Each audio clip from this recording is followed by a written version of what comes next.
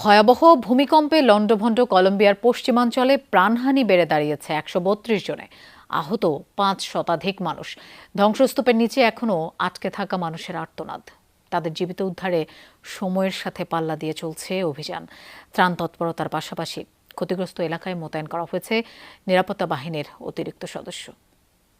ভোগান্তি ভুলে চলে আসুন রিগালে। ওয়ারেন্টি সহ স্টাইলিশ কালেকশন নিয়ে রেডি রিগাল ফার্নিচার। ভয়াবহ কম্পনে মুহূর্তেই ধসে পড়ে ভবন, রাস্তায় ছড়িয়ে পড়ে ধ্বংসস্তূপ। আতঙ্কে ঘর ছেড়ে রাস্তায় নেমে আসে হাজারো মানুষ। ৭.৪ মাত্রার শক্তিশালী ভূমিকম্পে এক ঝটকায় বদলে গেছে কলম্বিয়ার বেশ কয়েকটি শহরের চিত্র। সোমবার স্থানীয় সময় সকাল ৭টা ৩৪ অনুভূত হয় শক্তিশালী ওই কম্পন। গভীরতা ছিল ১০৩ কিলোমিটার। কেন্দ্র ছিল পশ্চিমাঞ্চলীয় চোকো প্রদেশের সান হোসে দেল পালমার গ্রামের কাছে। ভূমিকম্পে ধসে পড়ে বহু ভবন, ফাটল ধরে ঝুঁকিপূর্ণ অবস্থায় শতাধিক স্থাপনা। শক্তিশালী কম্পন অনুভূত হয় পশ্চিম কলম্বিয়ার বিস্তীর্ণ এলাকায়। সবচেয়ে বেশি ক্ষতিগ্রস্ত দেশটির কফি উৎপাদনকারী অঞ্চল হিসেবে পরিচিত পেরেইরা ও আশেপাশের এলাকা। ক্ষতিগ্রস্ত হয়েছে ম্যানিজালেস, কুইবদো ও মেডেলিন সহ আরও কয়েকটি শহর। ধ্বংসস্তূপে আটকা পড়াদের উদ্ধারে সময়ের সঙ্গে পাল্লা দিয়ে কাজ করছেন উদ্ধারকর্মীরা। শহরের বেশ কয়েকটি অংশ ক্ষতিগ্রস্ত।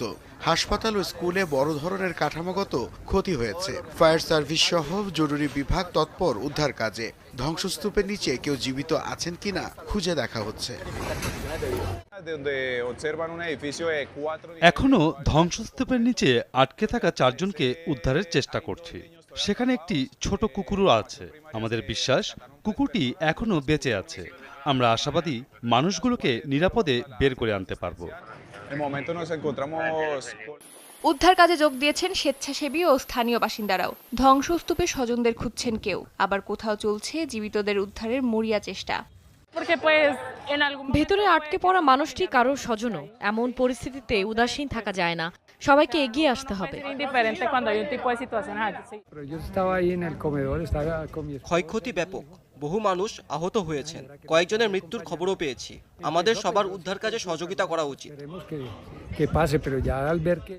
১ দশকেরও বেশি সময়ের মধ্যে কলম্বিয়ায় আঘাত হানা সবচেয়ে শক্তিশালী এই ভূমিকম্প। ক্ষয়ক্ষতির মাত্রা নিয়ে বাড়ছে উদ্বেগ। দেশজুড়ে জারি করা হয়েছে জরুরি অবস্থা। অস্মিতা বিশ্বাস।